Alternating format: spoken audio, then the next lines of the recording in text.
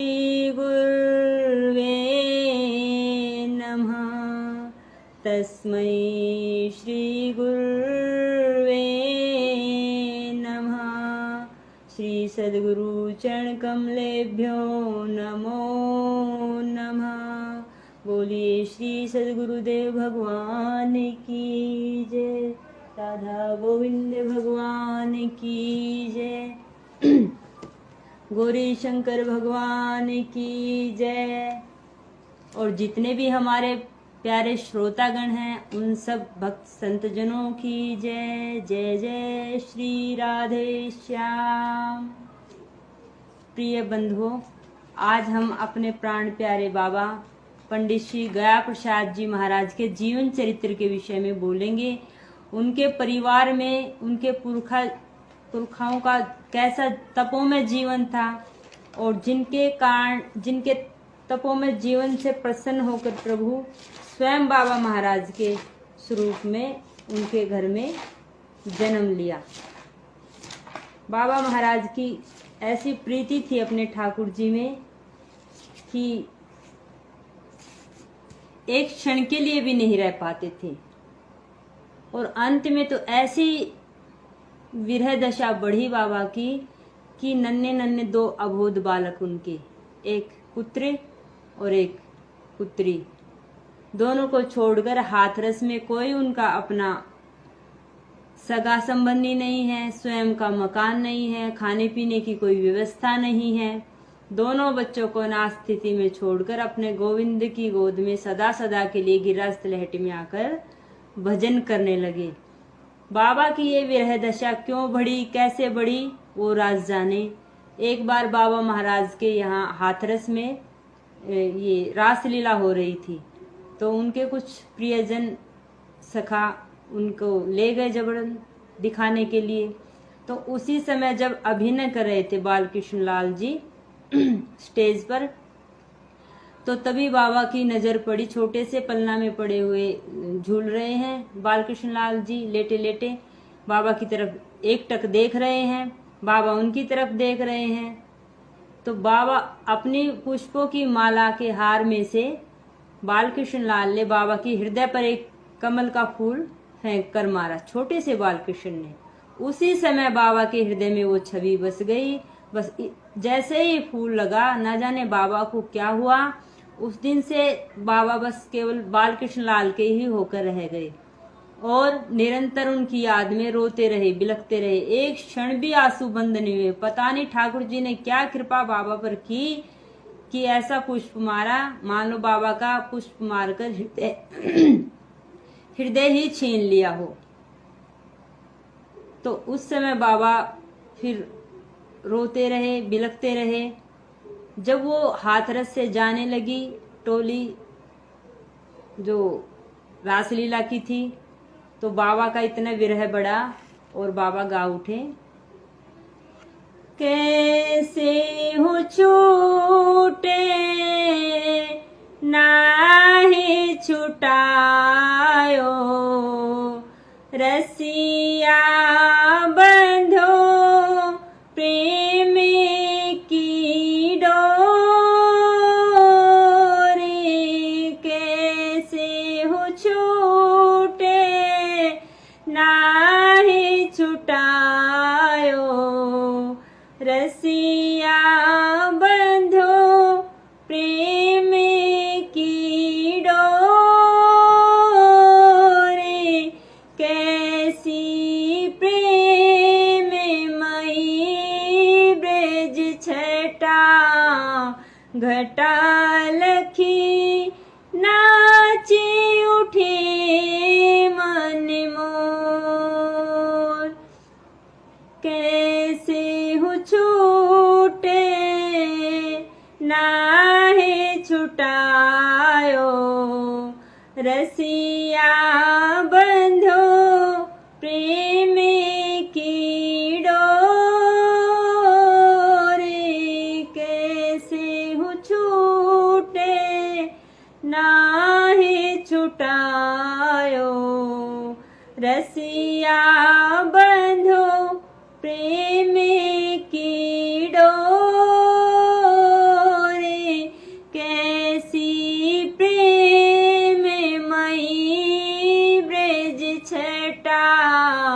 घटा लखी नाची उठे मन मोरे। मन मोसो छंदे फंसो प्रेमिनी के फंदे। कोई कहे ब्रज चंदे कोई आनंदे को कंदे। कोई ग्वारिया गोपाले कोई जगे प्रतिपाले। कोई कहे नंद लाले कोई आनंदे को कंदे। कोई कहे नंद लाले कोई आनंदे को कंदे। कंदों ते मीठो नाम। कंदों ते मीठो नाम। नाम मेरो प्यारो माखन चोरे। कैसे हु छूटे नाहि छुटायो। रसिया बंधो प्रेम की डोरे। कैसी प्रेममयी ब्रज छटा। घटा लखी नाची उठे मन मोर। बोलिए बाल कृष्ण भगवान की जय। लाला के बाबा की जय। बाबा के लाला की जय। लाला और बाबा दोनों की जय। जय जय श्री राधे। आइए अब बाबा महाराज के जो पुरखा थे उनके विषय में जानते हैं। हम उस देश के वासी हैं जिस देश में यमुना बहती है। इन्हीं पतित पावनी दोनों धाराओं के बीच स्थित है आपका सुपरिचित जिला फतेहपुर। इसी जिले के ब्लॉक बिठौरा के अंतर्गत पतित पावनी श्री गंगा जी के किनारे पर स्थित है एक ग्राम कल्याणीपुर। मिश्र उपाधि से विभूषित कात्यायन गोत्र का ब्राह्मण समाज सदैव से ही यहाँ रहता चला आ रहा है। ऐसी रत्न गर्भा है इस ग्राम की भूमि कि प्राचीन काल से ही इसमें बड़े बड़े शूरवीर बलवान धनवान गुणवान सदाचारी धर्मात्मा और संत महापुरुष अवतार लेते चले आ रहे हैं। इसी ग्राम में लगभग 200 वर्ष पूर्व ब्राह्मण वंश में ही प्रकट हुए थे आपके और हमारे परम पूज्य बाबा महाराज के बाबा पंडित श्री सूर्य प्रसाद जी मिश्र और पंडित श्री शिवलोचन प्रसाद जी मिश्र। ज्येष्ठ भ्राता रहे श्री सूर्य प्रसाद जी मिश्र अपने आप में बहुत ही ये बुद्धिमान थे। इनकी बुद्धिमत्ता के कारण वहाँ के जमींदार ने इनको अपनी जमींदारी का सर्वेसर्वा मालिक बना दिया था। अपनी कार्य दक्षता के कारण जमींदारी के समस्त प्रशासनिक कार्यों का संचालन भी ये ही करते थे। जैसा इनका नाम था वैसा ही तेजोदीप्त कांति में इनका शरीर भी था। यद्यपि पहले से ही पैतृक संपत्ति से दोनों भाई परिपूर्ण थे।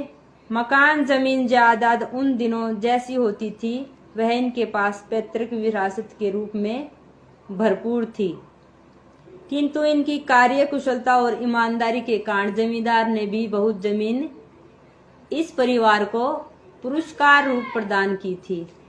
इस कारण घर में सब प्रकार से धन धान्य की संपन्नता थी। छोटे भाई श्री शिवलोचन प्रसाद जी के जिम्मे खेती हारी एवं परिवार की देखरेख का कार्य था। जो छोटे भाई थे शिवलोचन, उनके जिम्मे परिवार की देखरेख का कार्य था। मजदूरों से या आधे बांटे पर ये अपनी खेती कराते थे। साथ ही पहलवानी भी करते थे। परिश्रमी में होने के कारण इनका शरीर श्री हनुमान जी की भांति बलिष्ठ और सुखद था। जैसा विशाल शरीर था वैसे ही विशाल इनके हृदय और बुद्धि भी थे, और स्वभाव की गंभीरता सहनशीलता तो मानो समुद्र और मंदराचल के समान थी। गृहस्थ होते हुए भी एक एक आचरण संत महापुरुषों जैसे थे इनके। विनम्रता सरलता मानो सदैव साकार मूर्ति थी। दोनों भाइयों की परस्पर प्रीति तो इतनी पावन और आदर्श थी कि समस्त शारीरिक क्रिया शौचादिक भोजन शयन आदि भी एक साथ ही करते थे।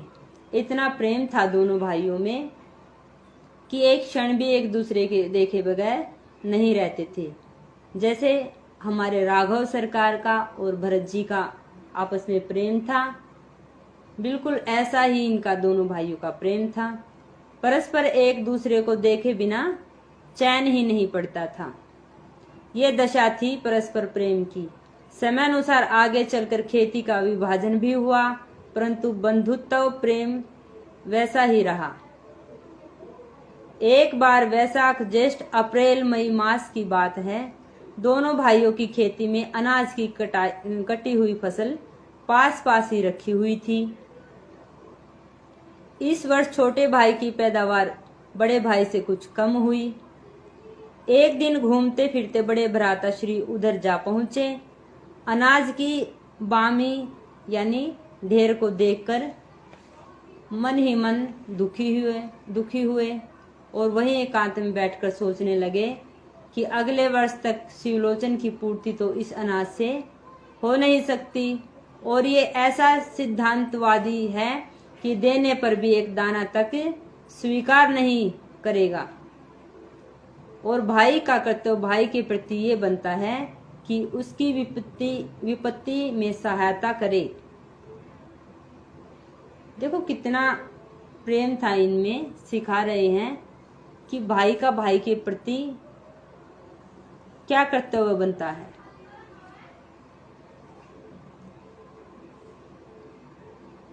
अब मुझे क्या करना चाहिए? उदास मन सोचते विचारते घर की ओर चले आए।